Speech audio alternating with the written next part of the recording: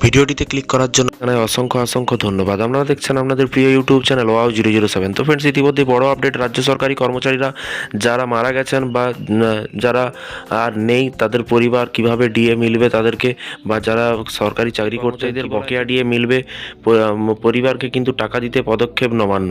বকেয়া টাকা দিতে চলেছে যারা মৃত ব্যক্তি ছিলেন বা তারা কাজ করছিলেন, মৃত মারা গেছেন, তাদের ফ্যামিলিকে কিন্তু ডিএ দিতে চলেছে রাজ্য সরকারি কর্মচারীদের বকেয়া মহার্ঘ ভাতা বা ডিএ দেওয়ার ব্যবস্থা করেছে কিন্তু রাজ্য সরকার। তবে এবার মৃত সরকারি কর্মচারীদের বকেয়া ডিএ বা মহার্ঘ ভাতা দেওয়া হবে, কাউকে বাদ দেওয়া হবে না। আর তার জন্যই কিন্তু নির্দিষ্ট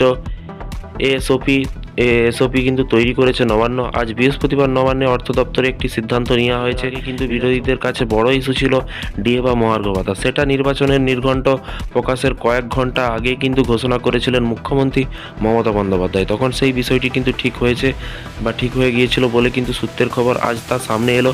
এদিকে 2009 থেকে বকেয়া যে ডিএ মহার্ঘ ভাতা দিতে হচ্ছে রাজ্য সরকারকে।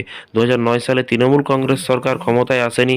2011 সালে কিন্তু ক্ষমতায় আসে মমতা বন্দ্যোপাধ্যায়। 2011 সালে ক্ষমতায় আসে কিন্তু মমতা বন্দ্যোপাধ্যায় সরকার জামানায় কিন্তু বকেয়া দিতে কিন্তু হচ্ছে মাটি মানুষের সরকারকে এবং সরকারি সাহায্যপ্রাপ্ত স্কুল, মাদ্রাসা এবং অন্যান্য নানা দপ্তরে কর্মীদের জন্য কিন্তু এখন স্বস্তির খবর। দীর্ঘ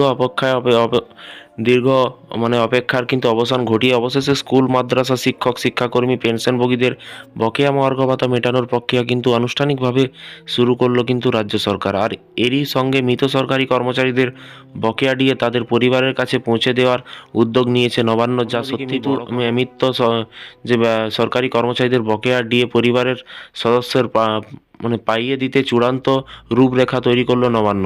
তার জন্য গুরুত্বপূর্ণ বৈঠক করেছে রাজ্যের অর্থ দপ্তর। এই সংখ্যা কত বকেয়া টাকার পরিমাণ জানতে চেয়ে কিন্তু ইতিমধ্যেই খোঁজখবর শুরু করা হয়েছে এবং নবান্নের এই পদক্ষেপে স্বাভাবিকভাবেই কিন্তু খুশির হওয়া মৃত সরকারি কর্মচারীদের পরিবারের সদস্যদের মধ্যে।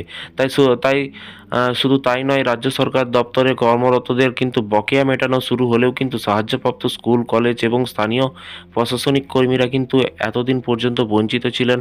আর তাদের কিন্তু বকেয়া মেটাতেই উদ্যোগ নেওয়া হয়েছে।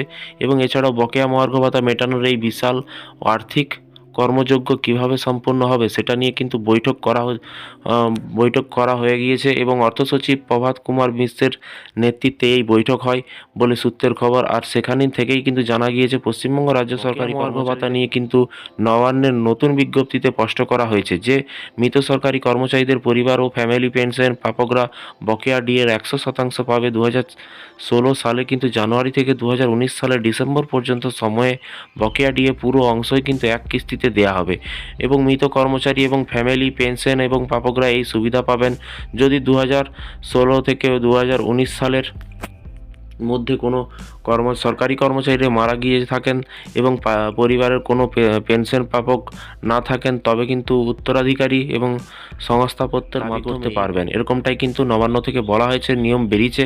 তো ফ্রেন্ডস, বিষয়টি বুঝতে পারছেন। এই ছিল আজকে একটি ছোট্ট আপডেট। এই ধরনের প্রতিদিন রাজ্য সরকারি কর্মচারীদের আপডেট পেতে চ্যানেলটিকে সাবস্ক্রাইব করে রাখবেন এবং কারা কারা এই ধরনের আছেন অবশ্যই নিচে কমেন্ট বক্সে কমেন্ট করে জানাতে ভুলবেন না। ভালো থাকবেন, সুস্থ থাকবেন এবং নিজের খেয়াল রাখবেন। Thank you.